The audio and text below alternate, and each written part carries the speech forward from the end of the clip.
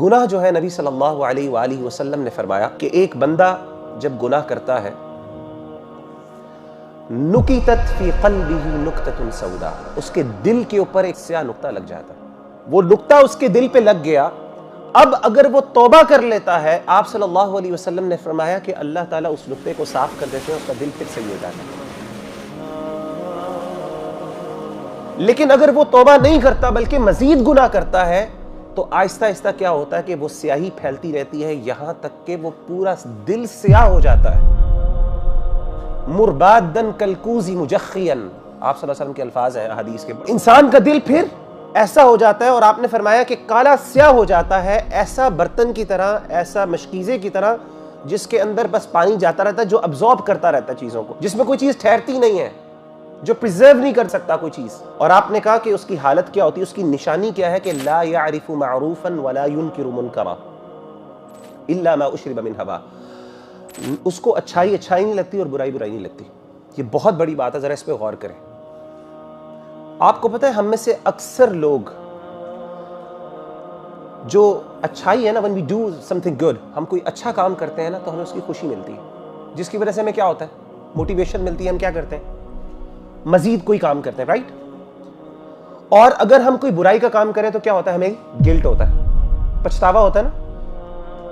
تو اللہ تعالیٰ فرماتے ہیں جب انسان گناہ کرنا شروع کر دیتا ہے تو ایک وقت آتا ہے کہ انسان کا گلٹ بھی ختم ہو جاتا ہے اور جو اچھے کام کرنے کی لذت اور مٹھاس ہوتی ہے وہ بھی ختم ہو جاتی ہے.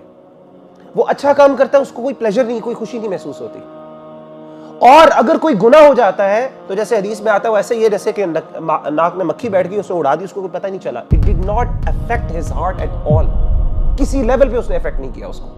تو نہ اس کو اچھائی اچھائی نہیں لگتی، برائی برائی. اس کا ایک مطلب یہ ہے کہ انسان کو اچھائی پہ لذت نہیں فیل ہوتی، خوشی نہیں محسوس ہوتی، اور برائی پہ انسان کو تکلیف نہیں ہوتی. گناہ کر کر کے اس کا دل ایسا سخت ہو جاتا ہے، ایسا سیاہ ہو جاتا ہے، ایسا زنگ لگ جاتا ہے، اس کو گلٹ نہیں ہوتا، وہ اثر نہیں ہوتا دل کے اوپر.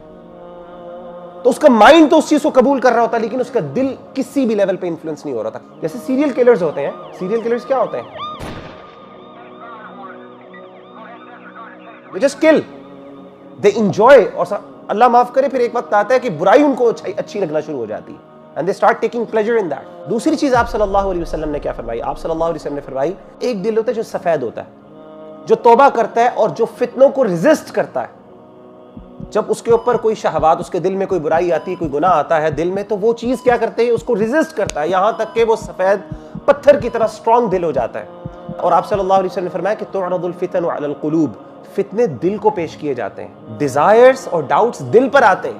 اور آپ صلی اللہ علیہ وآلہ وسلم کی اس حدیث سے ہمیں پتہ چلا کہ جو بندہ ان فتنوں کو، ان ڈیزائرز کو ریپیل کرتا ہے، نیک سے نیک شخص بھی، اس کا بھی دل چاہتا ہے کہ وہ بھی ریلیشن شپس انجوائے کرے، وہ بھی جا کے اسموکنگ اور سگریٹس کو جو ہے اسموک کرے اور جو ہے نا ڈرنک کرے اور پتہ نہیں یہ سب کچھ کرے. ہر بندے کا دل چاہتا ہے. تو آپ صلی اللہ علیہ وسلم جو ریپیل کرتا ہے ان فتنوں کو، ان ڈیزائرز کو، جو دل کہتا ہے نہیں، I have to stand on my grounds, I cannot let myself go، self control کو، سیلف ڈسپلن کو پریکٹس کرتا ہے، پھر وہ ایک وقت آتا ہے اللہ اس کو ایسی ایبلٹی دے دیتے ہیں. آپ نے فرمایا کہ لا یضرہ فتنة ما دامت السماوات والارض.